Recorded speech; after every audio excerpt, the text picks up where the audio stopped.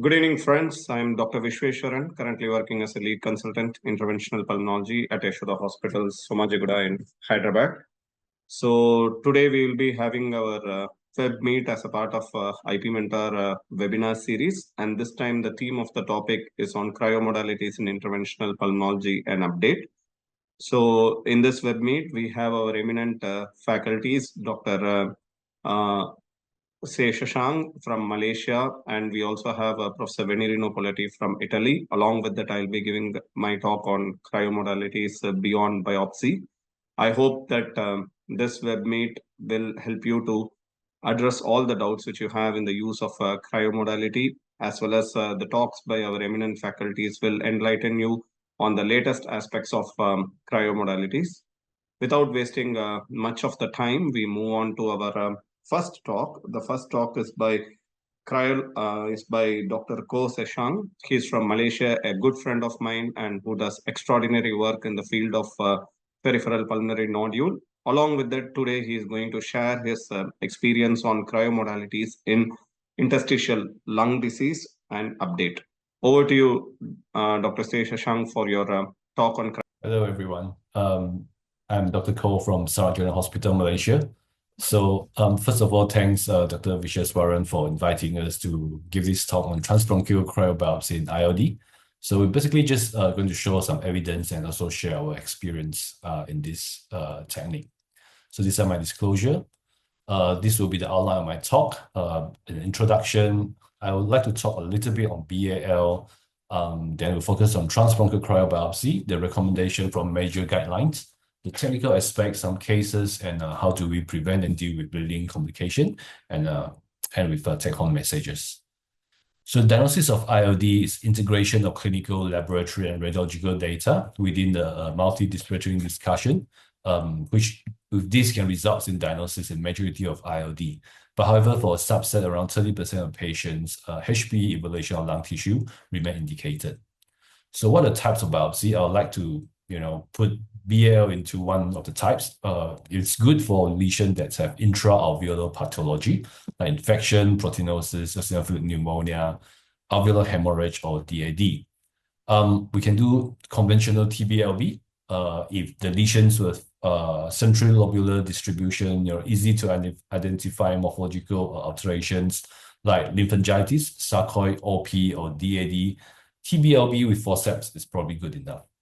Of course, the reference standard is surgical lung biopsy, previously, but however, this comes with a hospital mortality rate of around 2% for elective procedure, which might not be acceptable. So what comes between TBLB and SLB is TBLC, transbronchial lung cryobiopsy. So this is the part of the lung. You can see the bronchus, the interlobular bronchus. So if the lesions or the pathology is focused on this area, I think BA will be a good job. If we're using forceps, we can get a pretty good tissue surrounding the airway. So if we do cryo, we can get a little bit more areas, which will be really helpful for HB analysis. Of course, surgical lung biopsy is really taking a big chunk of that part of the lung for analysis. So these are illustration on the size of the biopsy that we can offer to our patients. So BAL. So just start with a case of 20 years old lady, non-smoker, non-vapor, feverish, cough with a bit of blood stain sputum for 5 days. There's no recent travel history of sick contact. There's mild crepitation at the upper mid-zone of the right side. You can see X-ray. There's some alveolar infiltrates over the right side. This is a CT scan showing ground glass opacity over this, bilaterally. This is in the upper lobe. So HB is 10.8. CRP is raised 6 at 6. Platelet coagulation is normal. It's negative for acid fast bacilli. The PCR multiplex for viral panel is negative as well. So the attributable gas was not too bad. PCO2 is 27, PO2 is 94, lactate is 1.1. So we proceed with a bronchoscopy. You can see the airway is quite inflamed with some nodular kind of inflammatory changes. When we move down to the trachea, you can see there's a lot of whitish patches of this kind of inflammation. And similarly in the right side, but that's basically no mass or something like that, but you can just see diffuse mucosal erythema and also inflammation. So we did BAL from the RB2, we get sequentially increase in blood stent. So I think we did an endobronchial biopsy, also it showed necrosis and acute inflammation. So basically inflamed airway, ground glass opacity, young patients with diffuse alveolar hemorrhage. So further investigation, CMCA PR3 positive. So this patient is, without biopsy, we can actually clearly know that she has DAH, it's a GPA. So patient treated with antibiotic induced with methotrexate and rituximab ×1 after consultation with a rheumatology team, and is discharged and well with prednisolone 60 milligram OD. So where to lavage? So usually we prefer to choose the lobes that's anteriorly orientated. So if that's the Highland, we prefer to be doing in 3, 4, 5 or 8, so that the return is higher because of gravity instead of 6, 9, 10, which usually quite difficult to get good return. Yeah. So as usual, we need to be wedged. Patient need to sit there properly to prevent cough. We should instill volume more than 100, but should not exceed 300. So we usually use 20 cc normal saline times 5 to 6 times. So if the return is really very poor, we should really stop the procedure because it will cause overdistension of the lavage segment and cause tissue disruption. So these are the normal counts for BAL. I think everyone is quite well fond of it. But the thing is that I want to highlight is because our pathologist is very meticulous. So if the squamous epithelial cell is more than 5%, so basically they would not interpret the differential cell count for ILD. So where the squamous epithelium come from? It's come from upper airway and lower airway.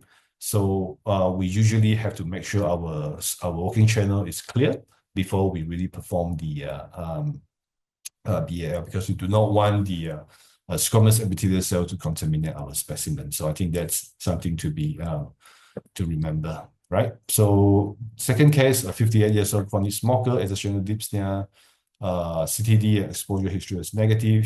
It's clinically FEV1 70, FVC 94, DLCO 45%. We can see these sheets of ground glass opacity, subpleural vessel predominant. So provisional diagnosis was DIP. All right, so I think this kind of case, the first step will do a BL. Unfortunately, we can't see those carbon-laden macrophages. We get neutrophils and eosinophil predominant, which is consistent with DIP, but we proceed with a transbronchial cryobiopsy. This case years ago using the 1.9 probe. So the small intestinal fibrosis, the alveolar space is filled with pigmented alveolar macrophage. So overall, the finding is consistent with DIP. So patient went on for smoking cessation and low-dose prednisolone. I think is doing quite well now. So how about transbronchial cryobiopsy? I think ERS have released a guideline in 2022, 3 years now. So all are conditional recommendation, quite low evidence, but basically TBLC is suggested as a replacement test in patients considered eligible for surgical lung biopsy. Those not eligible for SLB, we can consider TBLC.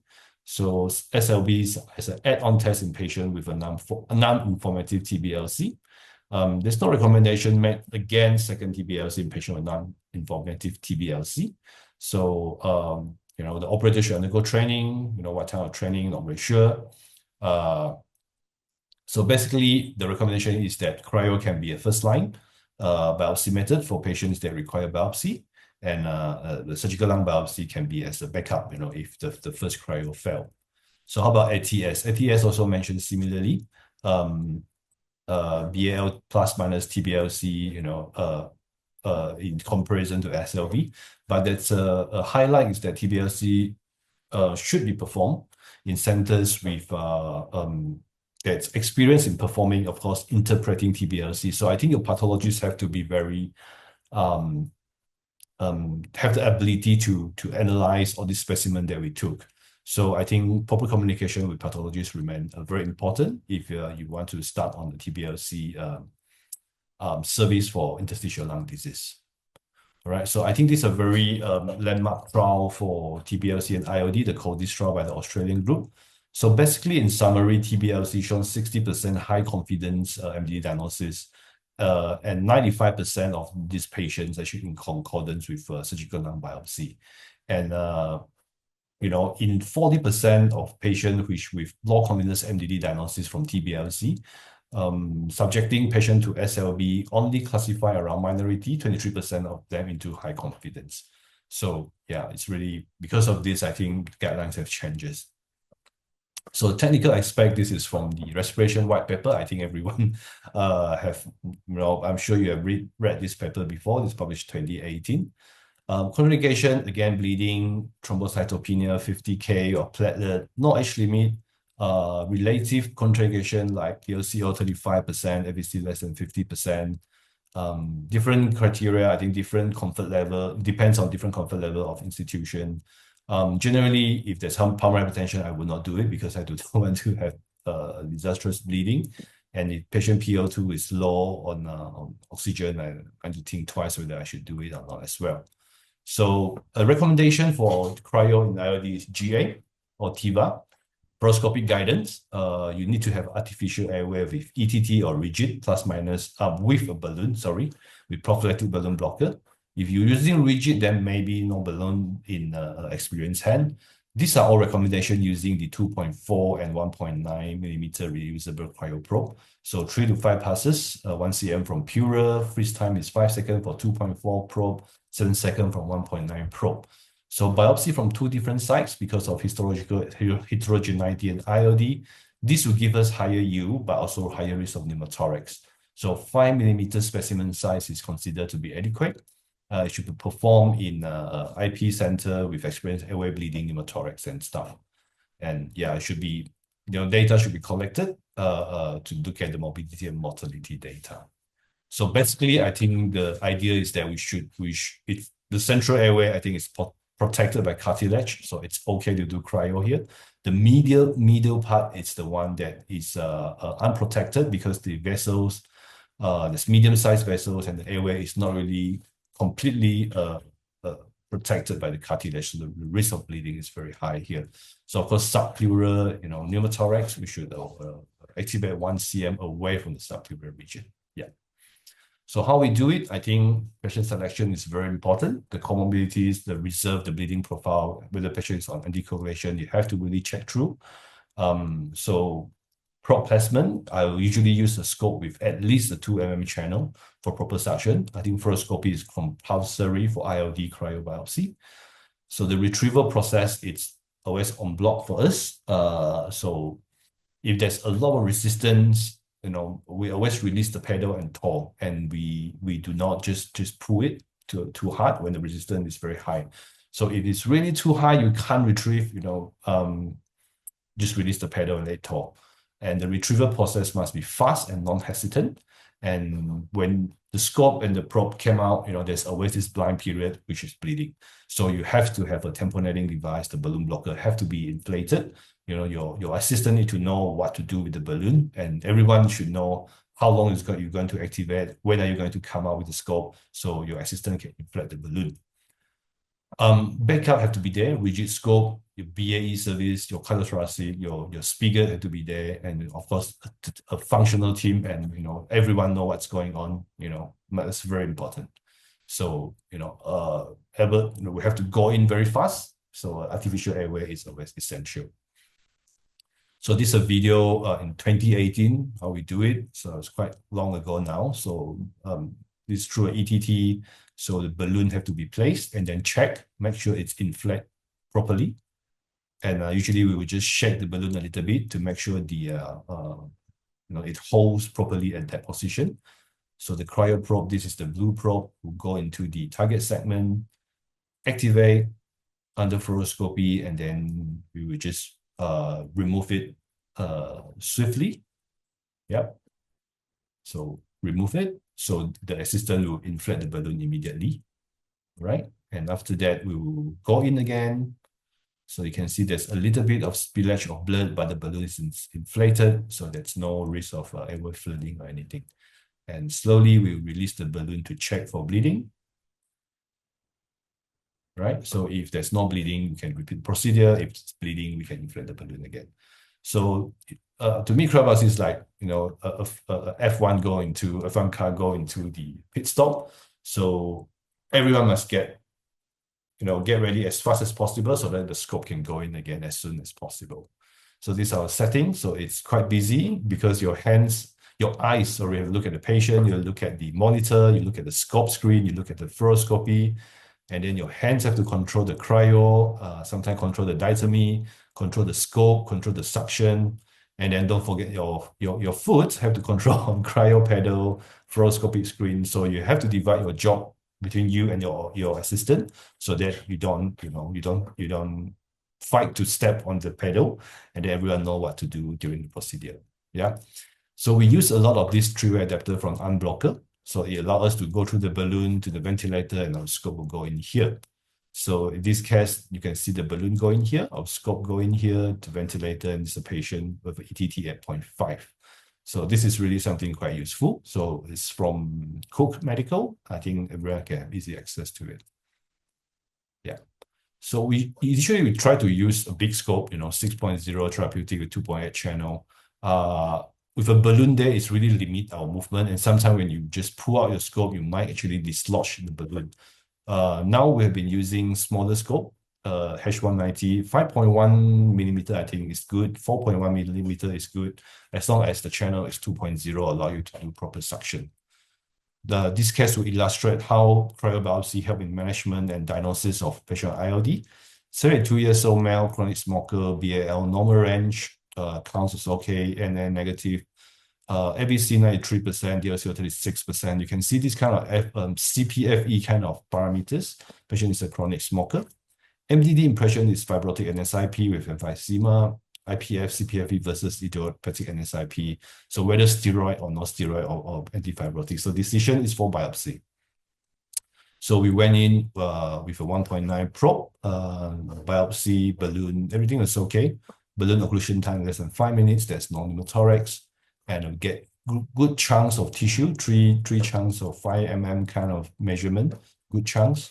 So HPE come out to be definite UIP. So in this case, when we look at the HRCT patterns indeterminate for UIP, by histology, we can get UIP. So we get a high confidence diagnosis of IPF. So patient started on nintedanib and it's doing well currently. So how to select the site for cryobiopsy?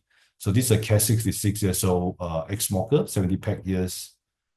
Prolonged dry cough. He is the sofa upholstery assembler for the past 30 years. There's no overt CTD features. Physical examinations, Velcro-like reputation at best with squeaks. SpO2 98% on room A.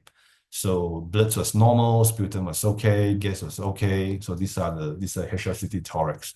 So we can see bronchiolectasis, subpleural. There's some lobular sparing here.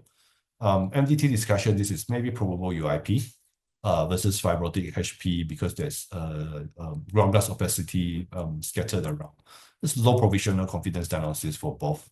And again, we will be quite worried, if this ground glass is actually acute exacerbation of IPF and then we go into a biopsy, we might be inviting trouble, but clinically he's not ill to say that this is AIPF, so we decided to go ahead with biopsy. So here's a restrictive anterior defect, DLCO is low. So now the MDT discussion is that, maybe because of that risk, we would do a BAL first. And if it's lymphocytic, fever HP, then probably non-need biopsy. If it's neutrophilic or eosinophilic, fever IPF, then we probably need further workup because patient might need antifibrotic. So when we did the BAL, it's come back to be neutrophilic and eosinophilic, which, maybe fever IPF. So we decided to still go ahead with biopsy. So MDD diagnosis, discussion with the regulars think that this area probably will give us a better answer because it's not overtly fibrotic, and then it's like intermediate zone of inflammatory and also fibrotic changes.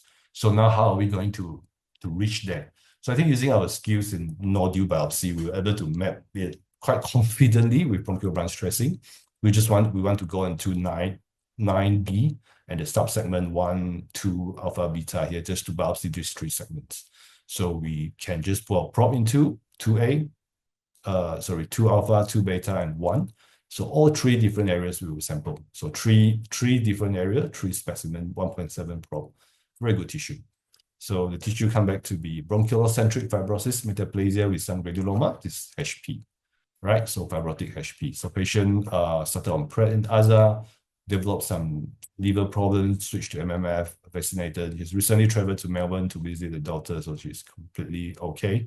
So in monitoring for possible PPF, so we might start nintedanib later or enroll him to clinical trial. Yeah. So I think Prof. Politi also recently published, and Prof. Claudia Rebecca have recently published using CBCT guided TBLC in ILA. So this allowed them to check properly where they place the probe, before intubation. So this is ultra early ILD diagnosis, which is quite interesting. Again, a case of 62 years old, predominant upper lobe fibrotic changes with pleural thickening. Incidental finding during health screening, no history of PTB, 62 years old kindergarten teacher, non-smoker. Very thin, 16.5, cause crack upper and mid zone. Bloods was okay again, sputum again, gene expert, TB culture, nothing. So we did a BAL, again, it's normal, but the multiplex PCR noted some streptococcus, fungal PCR grows some fungus that we never heard before. So immunology panel was okay as well. Aspergillus IgE is negative. So HRCT thorax by apical fibrosis and pleural thickening. There's no history of TB before. So now the question is, will you give empirical anti-TB? Given our region, TB is so high prevalence, but again, BL everything was negative, or you would do further workup. So I think our impression that time is patient have a rare and relatively new ILD. So patient advised and agreeable for biopsy to confirm. So we will target ourselves to very apical region, subpleural. So again, proper mapping. This is upper lobe B1 and B3 also will reach there. So using ultra thin scope with balloon, we always use balloon, always GA, make sure everything is okay. So we place our probe to the intended target, retrieve 1 cm, and we get very good specimen with a 1.1 millimeter cryoprobe. This is through ultra thin bronchoscope, the 3 mm scope. So post-biopsy, no pneumothorax. Because of the nature of the ILD, we are suspecting we give Augmentin for 5 days because it's very prone to infection. So good tissue. So diagnosis is PPFE. I think many of you all will have guessed the diagnosis. So PPFE. Supportive care, nutrition, mucus clearance, vaccination. We give some low-dose PrEP, although there's no direct evidence. We'll monitor her and look out for potential new therapy or clinical trials. So this is how we optimize our specimen as well. This is in Prof. Politi book. So we put in a syringe to actually expand the specimen so that it will better after we throw it into formalin for fixation. So this is how we do it. This is a patient with micronodules all over the lungs, bronchocentric distribution. So after biopsy, we put into a syringe, this 10 cc, and then we will just occlude here, and then try to expand it. You can see the specimen get distended a little bit with air coming out from the tissue. Then after that, we will just gently put this into formalin for fixation, right? So it gives us very good tissue, and also under polarized microscope, we can see these silicone things. So it's a case of chronic silicosis. We fortunately published in New England, so anyone interested can have a read at it. Yeah. So when we talk about TBLC, we must talk about bleeding mitigation. We don't have screen like this, and we're really going to go into problem. So always check the coagulation profile. Make sure patient not anticoagulation. Make sure patient not antiplatelet, especially clopidogrel. And my self-preference is they should not wear red socks to the procedure room. This screen belongs to this patient. So I don't know why the patient wear red socks on the procedure day. Yeah. So I think the methods for bleeding mitigation, we must understand cryobiopsy for ILD is different from cryobiopsy for PPL. So the only methods proven up to now is prophylactic balloon blocker for ILD. For PPL, because patients are generally more reserved, better, we can use a lot of methods like overshift method, two-scope technique, tube wedging method, And some people even don't do any bleeding medication with 1.1 cryoprobe when doing for PPL. So we'll be focusing on prophylactic balloon blocker because IOD, I think it's really different from PPL. So why is it different? I think patient factor, when you're doing IOD TBLC, patient generally very frail, while in nodule patient, they're generally quite well, early lung cancer kind of patient. Lung function poor, reserved to tolerate complication is very poor in IOD patients. So we have to be very careful. Procedural factor, GA, you have to TIVA or GA. Nodule, sometimes conscious. Airway, always artificial airway. In nodule, yes or no. Advanced navigation usually not required because you go in for diffuse kind of lung disease. But PPL, TBLC, you need certain navigation. Location is always peripheral, but nodule can be any place. In nodule, you need guide shift, EBUS and stuff, but you do not need in early TBLC. Fluoroscopy always needed in IOD, in my opinion. In radio EBUS for PPL, may or may not. So cryoprobe choice 1.7. And PPL, you can use 1.1 or 1.7. So specimen size is important in IOD. Not the most important in nodule because the most important is to get into the nodule. All right, activation time 7 seconds, 2 different sites. No one really know how many pass, but our experience is 6 seconds, 3 pass with 1.1 probe for nodules. All right. So which balloon to use? You can use whatever balloon you have, but always check the balloon before procedure and make sure the balloon can hold when you lock it with the 3-way, and always have an extra one ready in case the existing one bursts, right? So something a bit more different from what other people do for us is that we would tend to put the balloon in the different segment. Let's say you want to biopsy from here. If you put the balloon at the same segment, the risk of balloon dislodgement is higher. So when you put the probe in, when you remove, then when you pull out, you might actually dislodge the balloon. So what we usually do is we will place the balloon in the nearby airway and then biopsy. And then we, flooding these 2 small segments is okay, but you don't want it to dislodge and then it flood the whole lobe, then we got a problem. Yeah. So this case is 75 years old. CT basically, I would say it really looks like PAM. X-ray looks like PAM. Yeah, but we can't access to genetic testing in Malaysia, so we decided to go for biopsy because PAL is negative for microleaf as well. So if you look at the diagnostic algorithm for PAM, if you can't access genetic testing, BL is negative, you can consider biopsy, right? So we do standard biopsy with 1.7 probe. The balloon is there, inflated. So when I deflate the balloon, you can see the blood oozing out. It's I really very grateful that the balloon is there. So I keep it inflated a little while more. Then I deflate, you can see the blood still coming. So it's really scary and still coming. And I'm really glad that the balloon is there. All right. So yeah, so balloon is very important, especially for IOD, patient when they're very frail, a little bit of spillage of blood into other segments, patient usually cannot tolerate it. So with just one single activation, I get a very good specimen, and then the pathologist sees some microleaf inside, which is consistent with diagnosis of PAM. And you can see the bleeding is really quite bad at that segment. So yeah, make sure you put the balloon. If not, you will really lose patient during the procedure.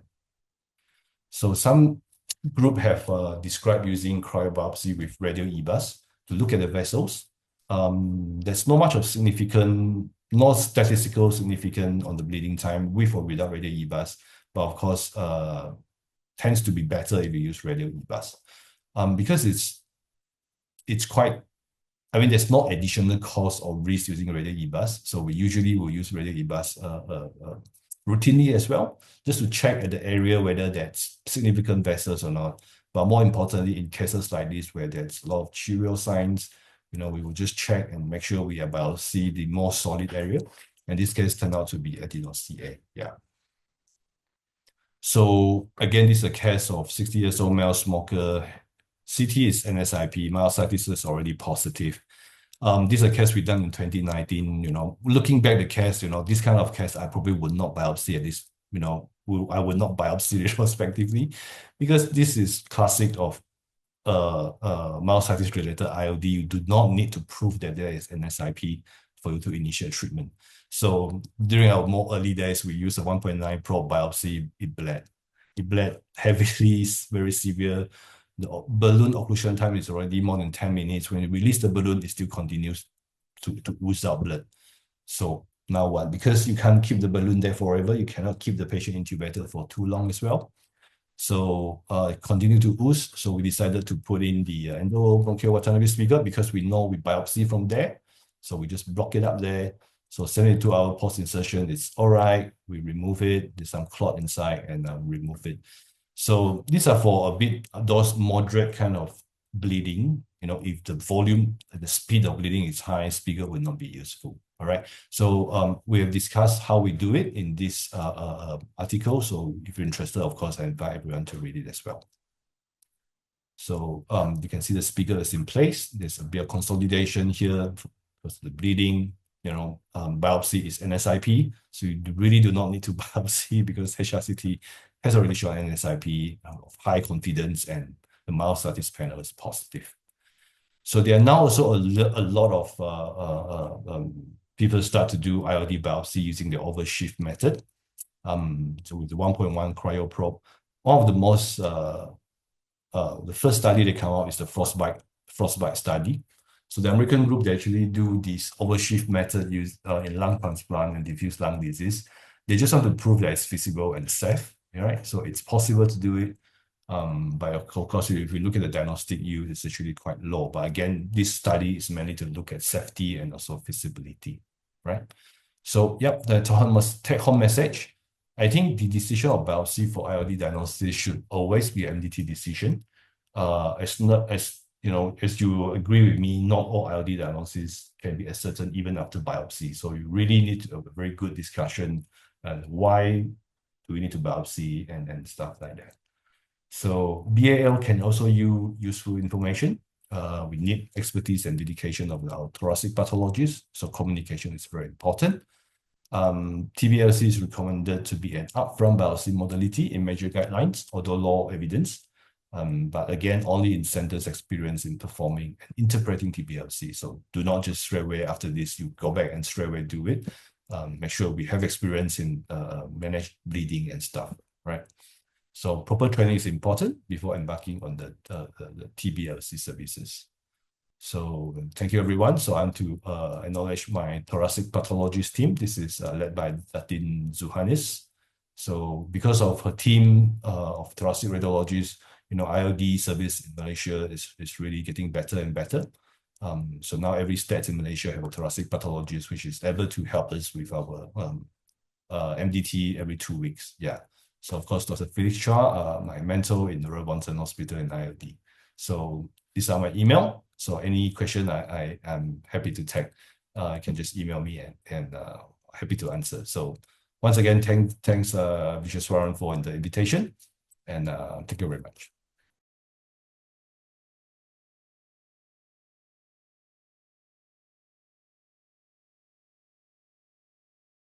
So now we heard from Dr. Shang on all the latest aspects in the field of cryomodalities in ILD, and cryobiopsy remains an indispensable tool for diagnosis of undifferentiated ILD. And of late, we are even seeing the role of cryomodalities even in connective tissue disorder ILD, which will be a very interesting thing for us to listen maybe once we have enough evidence on it. With this, now we move on to the next talk. The next talk is by Professor Venirino Poletti. I don't think he needs any introduction. A very good friend, a mentor, and who is always there to guide us and help us when it comes to the cryomodalities.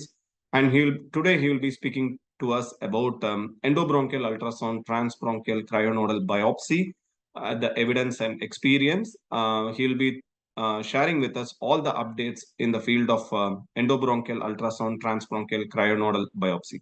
Over to you, Professor Venirino, for your talk on EBUS transbronchial cryonodal biopsy. Good afternoon, good evening, good morning. Thank you very much for having invited me in this webinar. These are my conflict of interest. We will deal with EBUS guided cryobiopsy, mainly in the mediastinal lesions, but also in lesions around the large airways, in contact with the large airways. Mediastinum is rich of organs, and the disorders that can affect or involve the mediastinum are a large group, mainly consisting of epithelial metastasis, but also including rare or complex entities such as thymomas, lymphomas, and other disorders. These are a few examples. Thymoma B1, in which you should have not only the epithelial cells, but also the lymphocytic background. Mucoepidermoid carcinoma, including at least 3 different types of epithelial cells. And Hodgkin lymphoma, Rich-Steinberg cell in a background of an inflammatory, of inflammation. And also, even in common epithelial tumors nowadays, we need to know more, including molecular profiles, specific mutation, fusions, or translocation in order to identify specific drugs useful. And also,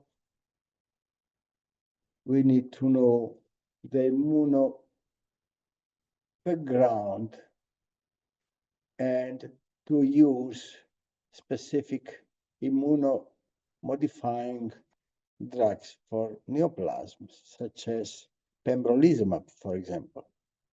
So we need more tissue, and we know that cryo samples or samples obtained by cryo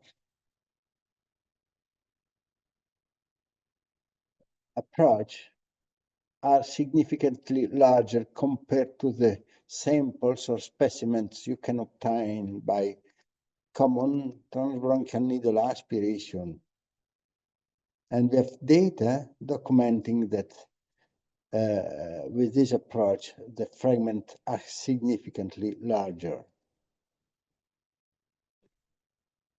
What is the procedure in our institute? We perform standard EBUS screening of the mediastinum and or of the area around large airways.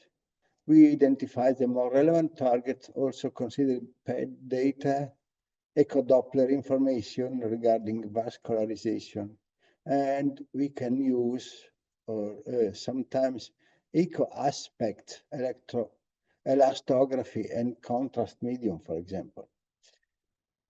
We analyze one of the specimens obtained by rapid on-site examination, and usually we perform EBUS TBNA. Sorry, we perform EBUS TBNA using 2219 gauge standard EBUS needle or Crohn needle, and then we perform rows.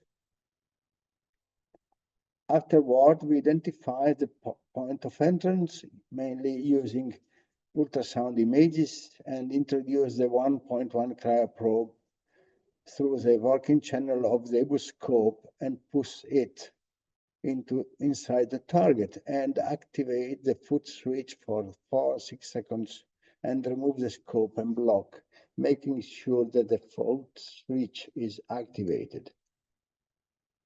So we don't need, with this approach, bronchial wall incision. Just we use the puncture side tunnel just as the approach to the target lesion. We have data, mainly thanks to this paper by Coe and co-workers, that specimen size demonstrated a positive correlation with diagnostic yield. 2-3 cryo passes are usually enough, and the high diagnostic yield was recorded at the 3.14 seconds freezing time.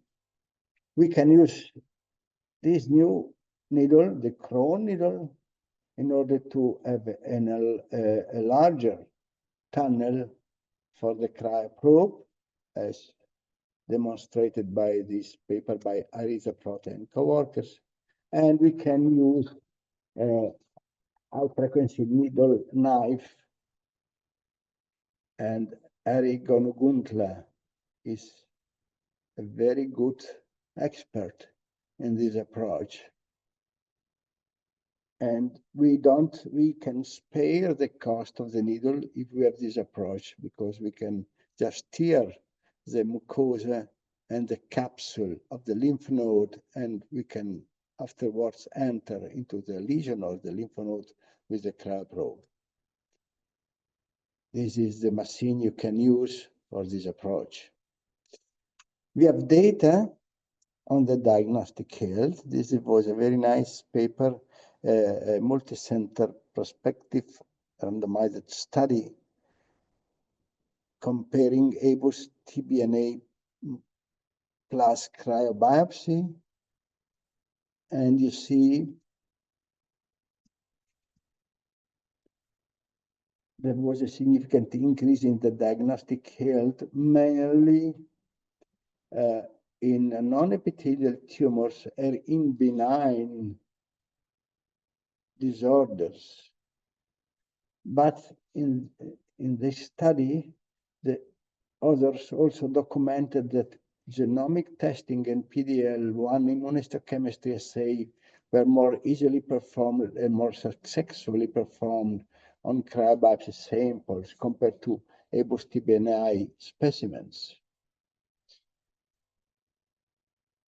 Analysis on the diagnostic subgroups documented that EBUS cryo was had a higher diagnostic field in lymphomas, in sarcoid and granulomatous disorders, and in rare tumors, but also that molecular analysis was performed more successfully on cryobiopsy samples. So the advantages documented by this study were relevant.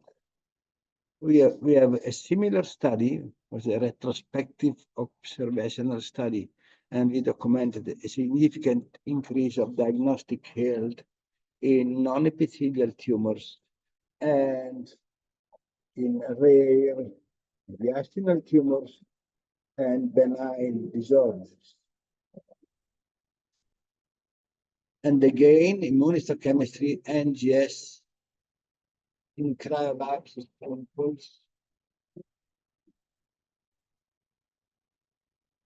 were more successfully performed in cryo samples. These are the study documenting that. This is an interesting point. What is the role of cryobiopsy in lymphomas? You have some data showing then in lymphoproliferative disorders, cryobiopsy approach is significantly more relevant.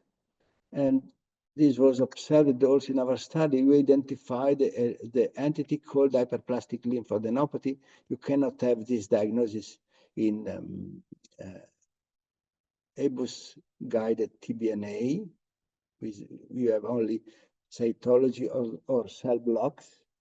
And we also identified rare disorders such as Castleman disease.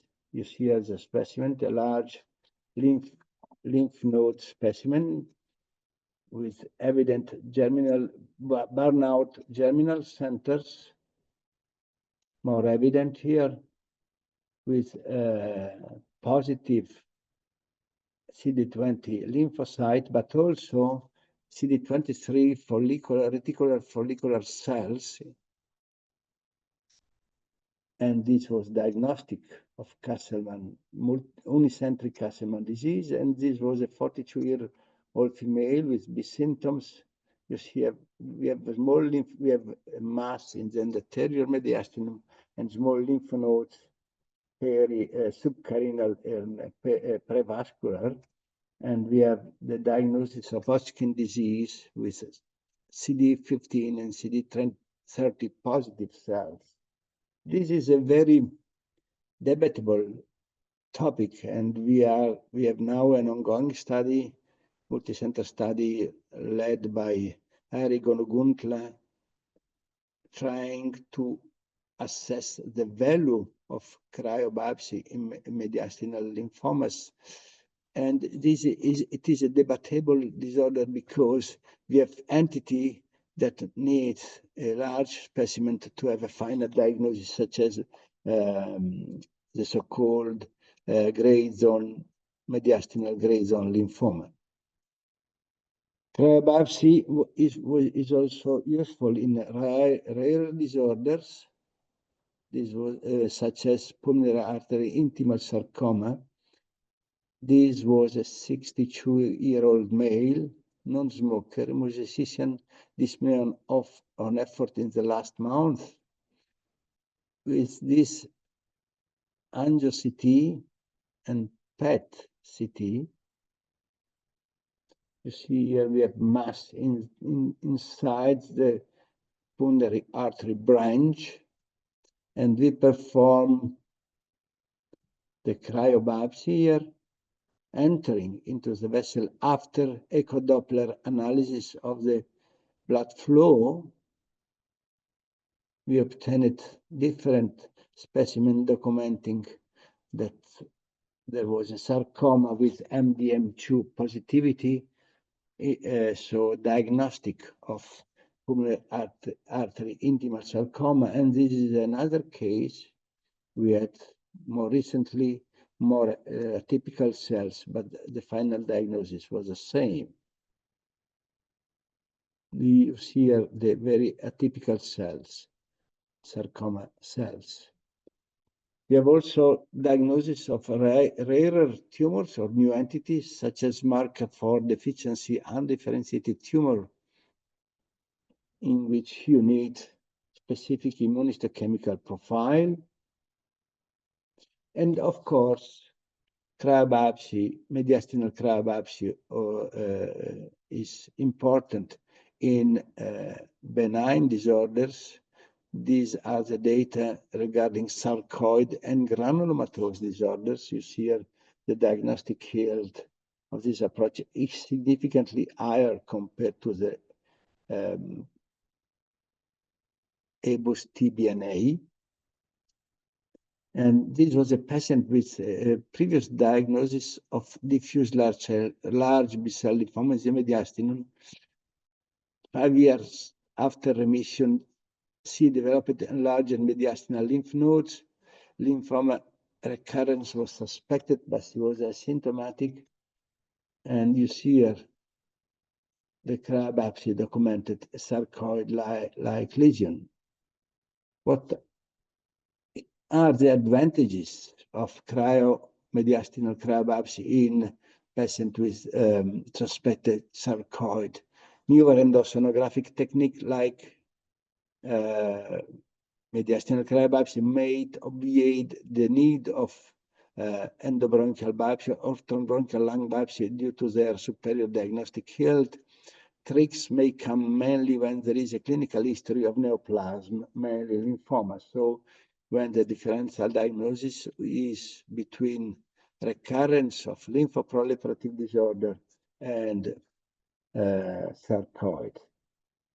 There are also data on the approach cryobiopsy in lesion around the larger ways. We use these for tumors, mainly in the lower lobes, but also for benign disorders. And we published, you see here, the lesion is around the bronchi, and the final diagnosis. This is the specimen we were able to retrieve, and the final diagnosis was, you see here, giant cell, some capillaritis, and alveolar hemorrhage. So here another aspect of capillaritis was ANCA-associated vasculitis. And there are also data on the role of this approach in other atypical, very rare disorders such as fibrosing mediastinitis or even IgG4 related disease. This was the report regarding fibrosing mediastinitis. You see here the specific immunohistochemistry, and in this case, IgG4 was negative. So, in conclusion, this approach is mainly valid in diagnosis and subtyping of mediastinal diseases, rare mediastinal tumors, lymphomas, even if we are still waiting for the data, we are still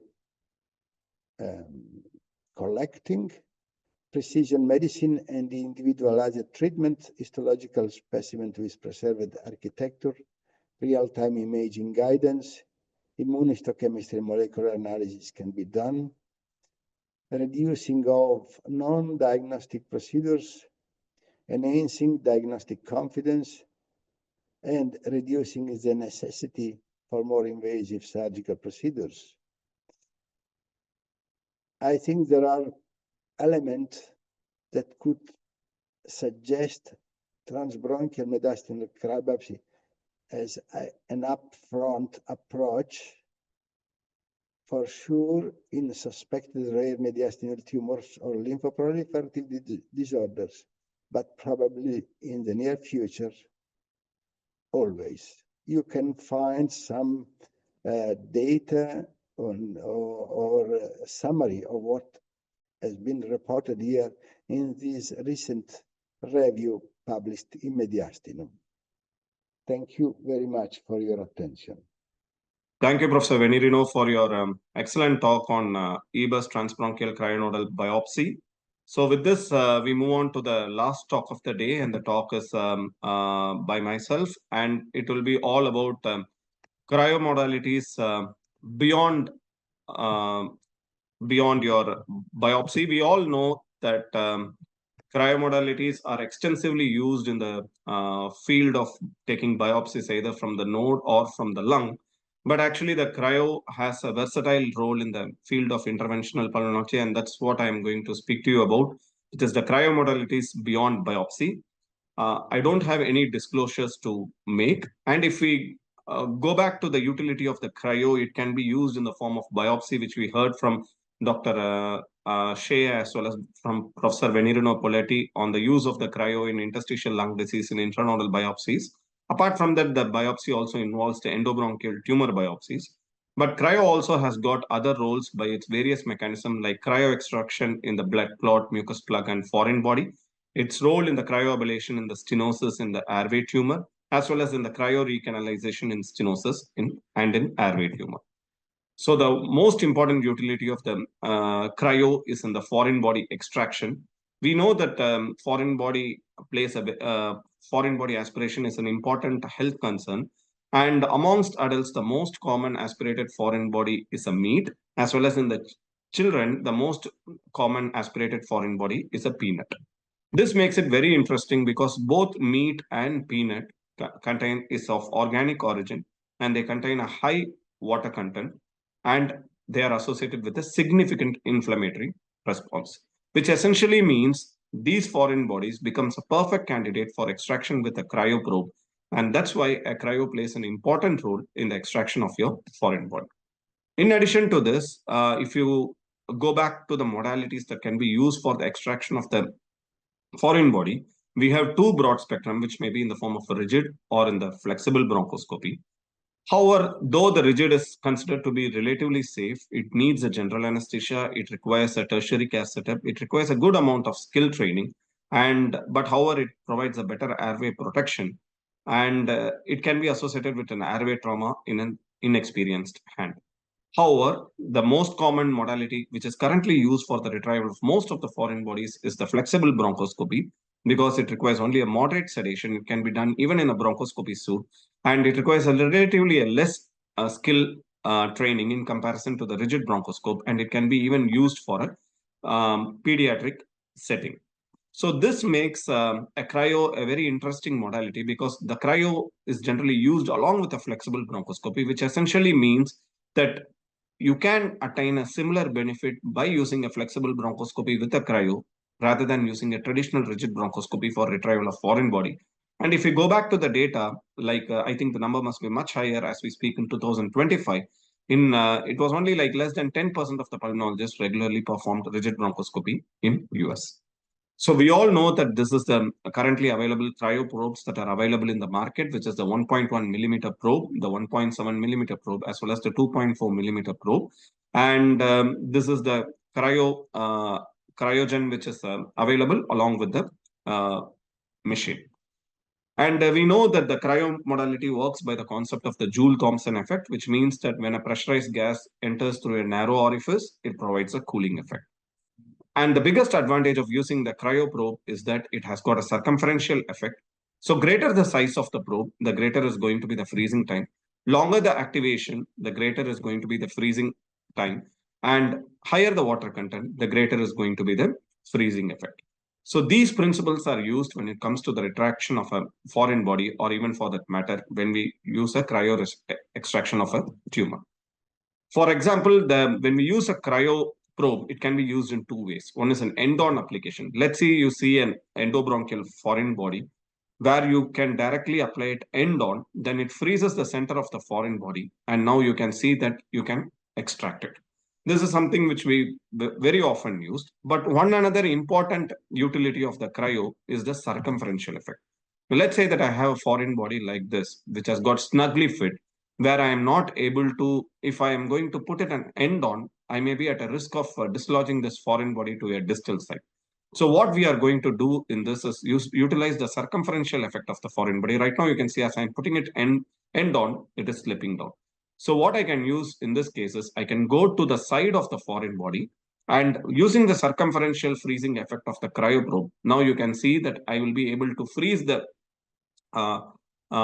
freeze and bring the foreign body in contact with the cryoprobe using the circumferential effect of the cryoprobe. In this way, it makes it quite easier for us to retrieve the foreign body without displacing it to the distal site.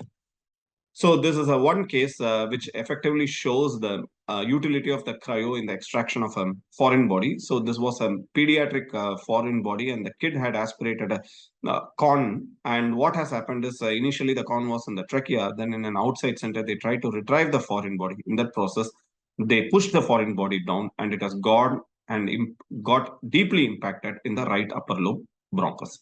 Now you are clearly able to see the foreign body, and it has got deeply impacted into the right upper lobe, and it is causing a collapse and a post-obstructive pneumonia. So initially we tried to dislodge this foreign body with the help of a Fogarty. So in this case, we are trying it with a Fogarty, but unfortunately we are not able to retrieve the foreign body. Again, we are trying it with the help of a Eurobasket, but again, the foreign body is so snugly fit that we are not able to retrieve it.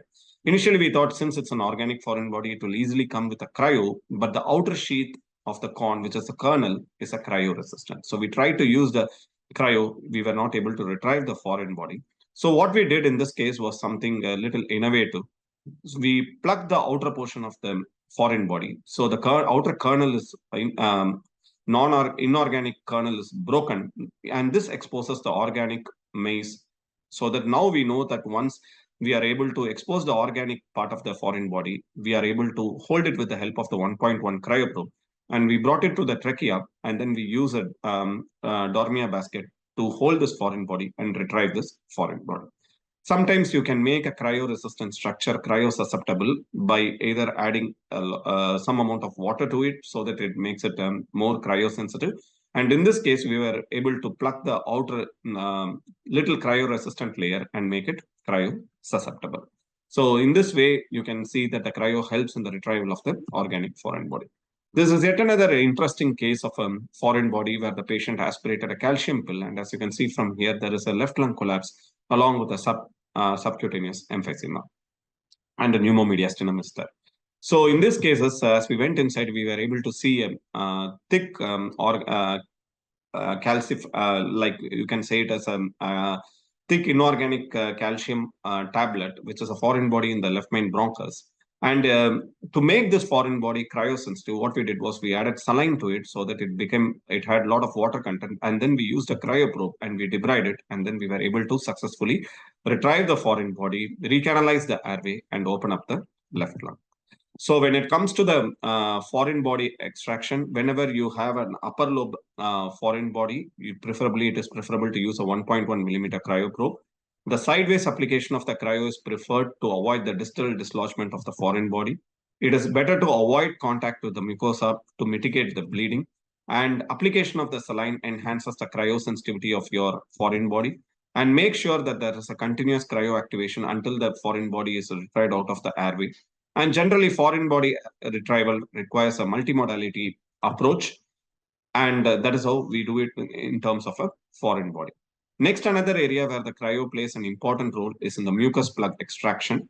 You can see in this case, there is a thick mucus plug which has got adherent to the airway. So what we do is we go inside, add some saline. So we make it a cryosensitive. And generally, we use a 1.7 millimeter cryoprobe and we activate it and we freeze it. But the most important thing is while retrieving the foreign body or the mucus plug, make sure that your cryoprobe does not touch the normal mucosa and keep the activation intact until the foreign body totally comes out of the airway. So this is one important aspect, because many a times as a novice, what we do is we just freeze the foreign body, but while coming out, we remove the activation, and that makes the foreign body slip back into the airway. This is yet another case where which clearly shows how a thick mucus plug was causing a collapse of the lung, which was effectively retrieved with the help of a cryoprobe. And this is a very interesting patient. In this patient, we were called for retrieval of a mucus plug. When we went inside, you can see that there is a pus-like material. Along with that, there is a whitish plug, and there was a element of a granulation tissue. Whenever you see a mucus-like thing, it doesn't mean that it is always a mucus plug. This patient had a background history of diabetes, and now this patient is having a pus-like material which is emanating from the distal end of the occluded segment. And now you can see that I am using the cryoprobe to retrieve this mucus plug-like structure. And whenever you have a mucus plug-like structure along with significant granulation tissue, as well as a pus-like material, and if this mucus plug is showing some amount of blackish spots, then always remember that it can be a possibility of a fungal infection. It can be an aspergillus or even an endobronchial mucormycosis.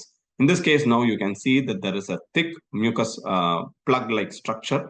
So we are using the cryoprobe, and you can see that I am using a 1.7 millimeter cryoprobe, and I am activating the cryoprobe, and I will be retrieving these cryoprobe. These are, whenever you have a picture like this, always keep an endobronchial blocker in place, because if it is going to be a fungal infection like a mucor or an aspergillus, it can cause significant bleeding and it can contaminate your airway. Now you can see that I'm retrieving this mucus plug-like structure with the help of a cryoprobe, but I make sure that I keep an endobronchial blocker in place. So in case if it is a mucor or a fungus, I can prevent the bleeding from contaminating the other side. Again, you can see that I'm using the cryoprobe to retrieve this. And along with that, we are able to retrieve a portion of the granulation tissue in this case. So in the end, what we got in this case was nothing but a mucormycosis. Similarly, this is yet another patient who had gotten endobronchial mucus plug-like growth. And again, now you can see there is an element of a granulation tissue and there is an element of a pus coming with it. So we used a cryoprobe to retrieve this mucus plug. In the end, it turned out to be a case of an endobronchial mucormycosis. So the take-home points are not all whitish plugs or mucus plugs. Always send the extracted mucus plug for histopathological analysis, because it can be a part of your charcot-laden crystals. It can be a part of your ABPA, where you can see some fungal elements. It can be a part of an endobronchial aspergillus or mucormycosis. Prior installation of the saline enhances the cryosensitivity of these substances, and an endobronchial blocker is preferred if mucus plugs are associated with a pus or a bleed. Avoid contact with the mucosa and avoid cryo extractions in ICU for patients who have a bleeding diathesis. And ensure continuous cryoactivation till the mucus plug is retrieved. And take steps to avoid recurrence. One another area where the cryo plays an important role is in the blood clot extraction. So this was a patient who was in an ECMO, and the patient, we got a call for a sudden bleeding from the airway, you go inside, you see a huge, massive blood clot inside the airway. Initially, it was a very troublesome thing to retrieve these blood clots because they are quite large. But right now, with the help of the cryoprobe, you will be able to easily retrieve these blood clots. Now you can see that the blood clot is almost occluding the entire right main bronchus. And now what you will be doing is we will be instilling some saline over this blood clot to make it a cryosensitive. And then we pass a cryoprobe, we freeze it, and we retrieve this clot in total. Now you can see that I am instilling some saline. And now I'll be passing my cryoprobe. I'll be freezing this tissue, and then I'll be retrieving this clot in toto. So this is how the blood clot is visualized inside the airway. Again, as I said to you before, we just initially add some amount of a saline over these blood clots to make it a cryosensitive. Now I'm adding the saline. So I know that it will be much more cryosensitive. And once it is done, now you can see that I'm passing a 1.7 millimeter cryoprobe, and I'm freezing this cryo-sensitive blood clot with the help of the cryoprobe. And generally, we keep the activation continuous so that we are able to retrieve the clot in toto. Now you can see that I am retrieving the clot with the help of the 1.7 millimeter cryoprobe, and the activation is continuously kept, and I make sure that I don't touch the mucosa, and I retrieve this blood clot in toto. And we use generally a corkscrew motion so that we don't end up injury.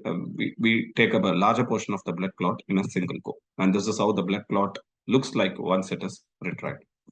So, but things that have to be taken care of is like if your patient is having a continuous bleeding and a bleeding diathesis, then try to limit the cryo, because you may end up causing more bleeding by touching the wall of the mucosa, and avoid contact with the mucosa, and do not use it for an ongoing bleed. Better to be performed for an organized clot, and ensure a continuous cryo activation till the blood clot is retrieved. And an endobronchial blocker should be kept in place in case of an ongoing bleed. And thinner probes like 1.1 millimeter cryoprobes are used for the segmental and the subsegmental bronchi to retrieve these blood clots.